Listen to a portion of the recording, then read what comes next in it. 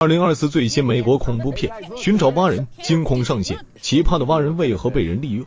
在阿杰还很小的时候，他跟着父母和姐姐来到了一个小镇游玩，但是在第二天父亲开车迷路了，阿杰就拿着录像机在路边的草丛中拍摄着。他非常的喜欢摄影，姐姐听见了草丛的怪声，于是就让阿杰朝着那个方向拍摄。哇塞，镜头里出现一只超大的青蛙，而且是直立的。阿杰觉得这太酷了，像极了漫画里的青蛙人。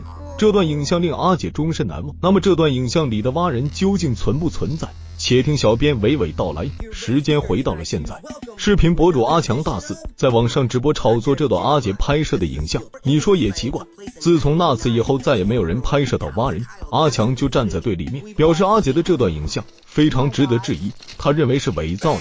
接着又开始介绍长大后的阿杰，他在2011年毕业，学的是导演专业，自毕业到现在他一共才执导了2部短片，目前个人的发展停滞不前。但是阿强却认为阿杰在10岁的时候做了那个令人佩服的骗局，那段蛙人视频就是他的事业的巅峰。这段网络直播正好被阿杰看见，他也是无奈的笑了笑，骂阿强是个网络喷子。不过细想了一下，好像阿强也没有讲错，于是他做了决定，再次把蛙人寻找出来，并且拍成一部真人的纪录片，以证明当年自己没有骗人。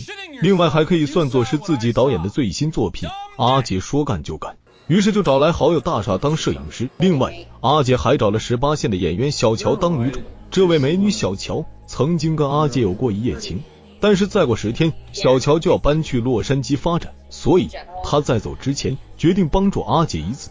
现在3人正式组建了一个团队，隔日3人开车出发了。现在这个视角就是大傻拿着手持录像机的视角，3人一路上有说有笑的，连续开了1天1夜，终于来到了当年的那个小镇。不来不知道，一来吓一跳，当年的小镇已经变成了青蛙镇了，到处都是青蛙的玩偶和周边。小镇的旅游业十分的发达，这都是因为阿杰当年的那段视频带来的经济效益。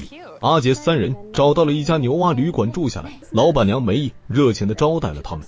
当得知阿杰3人是来拍摄蛙人的纪录片时，就特意拿了一张宣传折页给他们看，上面标注了观察蛙人的具体地点，这让阿杰非常的吃惊。没想到蛙人这么的好找，现在太晚了，他们打算明晚去那个地点拍摄。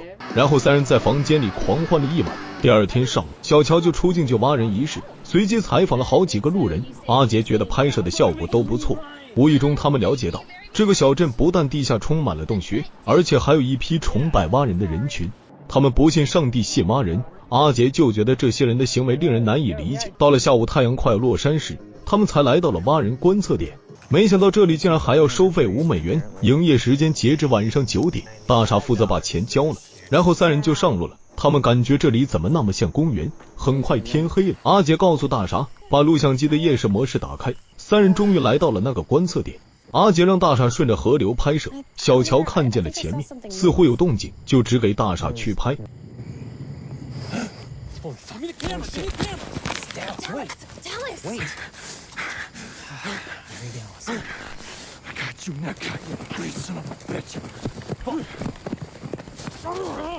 阿杰终于把蛙人逮住了。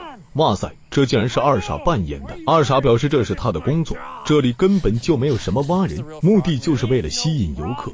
接着二傻愤怒地表示，这么久以来阿杰是唯一一个来抓他的人。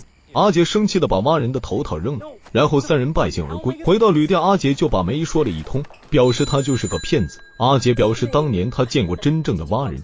梅姨感觉这3个人比较难缠，就让大傻不要再拍摄了，然后警告他们3人尽快离开这里，不要再惹事了。阿杰觉得梅姨是在威胁他，于是2人推搡起来。随后阿杰带着2人开车去找一个叫乔治的人。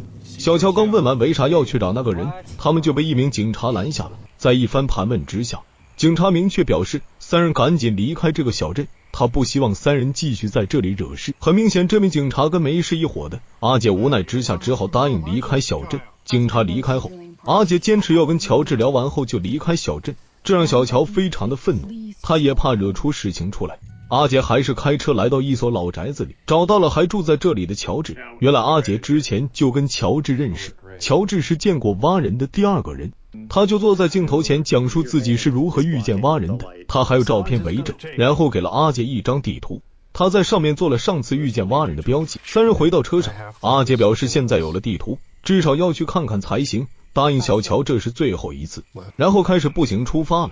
他们根据地图的显示来到了密林的深处，阿杰走在前面，他发现了在一个树干上有大面积的绿色粘液，阿杰觉得这是蛙人留下来的痕迹，阿杰顿时开始兴奋了，于是决定在这附近搭一个帐篷，蹲守蛙人的出现。问题是阿杰还想升起篝火，难道他不怕蛙人看见火光跑了吗？但是那些柴火太湿了，小乔就主动到周边看看有没有干一点的树枝。大傻觉得累了，于是就钻进帐篷里睡一会，让阿杰等蛙人出现的时候再叫他。阿杰闲着无聊，就拿出在镇上买的青蛙笛子吹了几下。阿杰也是乱吹，不过他听见与众不同的声音，像是在回应，于是赶紧就把大傻叫了起来。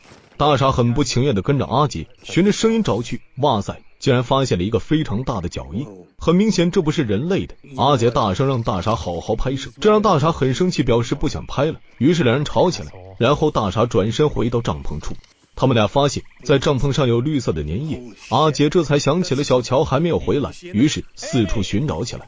终于阿杰在树林深处看见了小乔，直愣愣地站在那里。阿杰赶紧走过去看看是怎么回事，只见小乔像是睡着的样子，但是眼睛又是睁开的。阿杰用手把小乔摇醒了，小乔仿佛从梦中醒来，就问自己现在处于什么地方。阿杰如实相告，小乔表示他在捡柴火的时候听见身后有人叫他的名字，然后头脑发晕，不过这是几分钟以前的事情了。阿杰大师已经表示小乔出来捡柴火都有1个多小时了，小乔表示不信。这时大傻也过来了，证明阿杰的说法是正确的。就在这时，大傻和阿杰觉得蛙人就在附近，于是叫小乔也拿出手机拍摄。阿杰听见了青蛙的低吼声，这个跟别的青蛙叫声不一样，于是循着声音找过去。小乔和大傻跟在后面，还是大傻眼尖，他看见了一个蛙人藏在旁边树干的后面，跑着追过去，可是小乔的手机快没电了。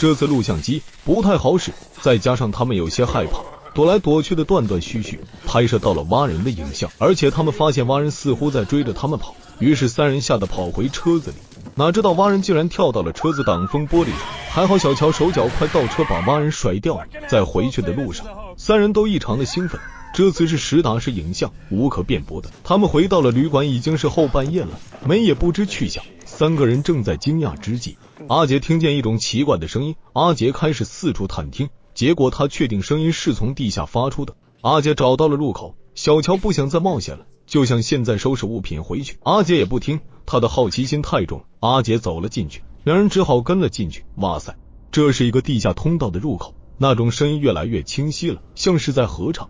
终于他们在道路的尽头看见一群黑衣人唱完了歌曲，然后把一个女人献给了蛙人。那个领头的人就是梅姨，他是在给蛙人挑选新娘。就这时假扮信徒的乔治开枪打退了蛙人，救出了这个年轻的女孩。原来乔治混进来是来救他的孙女的。这时洞里已经乱作一团，梅指挥信众要把乔治抓起，阿杰等3人也赶紧跑出去，不过他们中途迷路了，但是看见了几个巨大的圆球，也不知道那些是什么。3人感觉怎么也找不到出口，阿杰心慌了，就决定正式向小乔表白自己的真实想法。他一直是暗暗的爱着小乔的，现在不说来，恐怕以后没有机会了。小乔听完非常的感动，其实他对阿杰也是很有好感的。这时那种蛙叫声响起，小乔觉得自己被那种声音控制，仿佛进入一种迷幻的世界。阿杰用信徒丢弃的火把击退了蛙人，那种声音消失了，小乔终于清醒了，正好遇见路过的乔治，他让阿杰和小乔跟着他走。很明显，乔治非常的熟悉这里洞穴的内部道路，终于在乔治的带领之下走出了洞穴。而且乔治告诉阿杰和小乔不要再问刚才的那些事情，知道越少越好。随后他们就分手了。阿杰带着小乔来到镇子的边缘，小乔痛哭不已，可是大傻再也回不来了。随后警方拒绝把这段影像当成证据，大傻被确认为失踪人口。随后阿杰和小乔已经有1年多没有联系，小乔去了洛杉矶，我估计是小乔怨恨阿杰因为强行冒险失去了大傻，而乔治和他的孙女从此下落不明，再无任何的踪迹。影片到此结束了。我认为本片拍摄还行吧，满分5星我给打分3星。本片是一部勉强合格的伪纪录片，故事的设定不复杂，就是男主再次寻找蛙人，遇见了一众挖人的信徒在做坏事，结局比较悲惨而已。前面情节铺垫竟然达到有40多分钟，这个就比较令人无法忍受了。在前奏部分几乎没有恐怖气氛营造，以及悬念设置，几乎就是平铺直叙，没什么亮点。也就是女主的颜值好一些，到了深夜丛林戏部分才有了一点代入感，但是以漆黑为主，挖人影像模糊，出场的时间比较短。最后我实在没搞明白的是，男主身边的人都在用苹果手机了，为啥男主非要用一个90年代摄像机，导致画面是4:3？这简直就是迷之操作啊！不过本片的亮点在于结局，这和其他伪纪录片完全不同。难得有主角团没有被团灭，而且还顺带讽刺了一把政府。好了，谢谢大家的捧场。